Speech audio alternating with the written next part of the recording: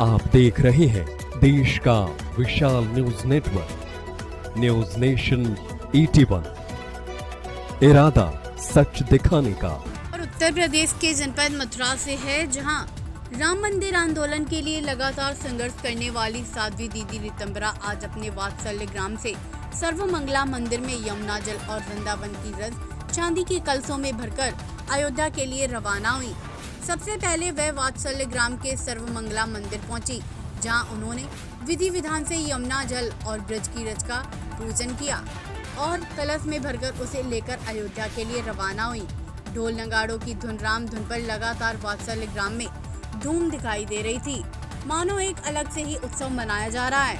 अब बस सबको 22 जनवरी को होने वाली भगवान राम की प्राण प्रतिष्ठा का इंतजार है।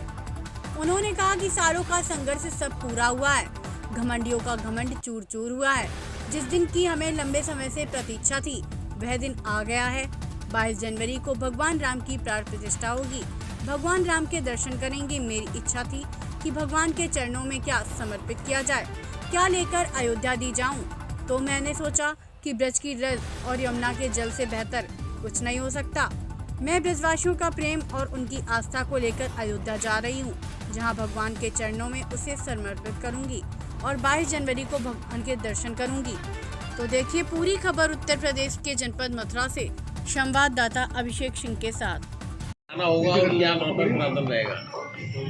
प्रावधान तो राम जी की लीला रहेगी और हम सब उनकी लीला का दर्शन करेंगे। मैं ब्रज के प्रभु श्री बांके बिहारी जी की कृपा से, यमुना महारानी की कृपा से, गोवर्धन महाराज की कृपा से, ब्रज रानी उनकी कृपा से और श्री जी की कृपा से मुझे कुछ नहीं सूझा कि मैं प्रभु के लिए क्या ले जाऊं।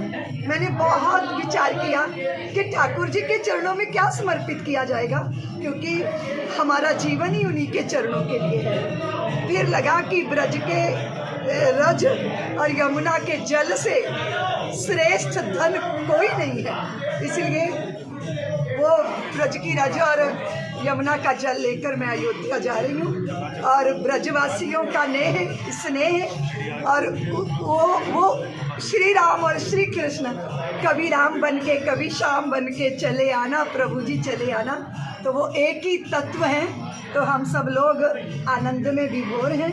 अयोध्या 22 जनवरी हमारा नया इतिहास रच रहा है। आप जानते हो हम इतिहास बनाने वाले लोगों में हैं, इतिहास और कहानियां रचने वाले, रत्नाकर गंगा जी को भू पर लाने वालों में से हम लोग जीवन के परम उद्देश्यों को नभ से धरती पे लाने वाली परंपरा के संवाहक हैं। इसलिए भारत की शान के लिए और राम जी के आवाहन के लिए सारा ब्रज और सारा भारत, सारा विश्व एक हुआ है, परमानंद है। और मैं अभिभूत हूँ, कुछ कह नहीं पा रही। दीदी बरसों पुराना सपना साकार हुआ है जी, सपना साकार हुआ है। सबका तप लोगों ने कहा कि शिखर अभी नहीं बना, तो मैंने कहा कि शिखर हमारी तपस्या और कलश हमारा श्रम है। और आर्त हृदय का घंट नाद से क्या कम है।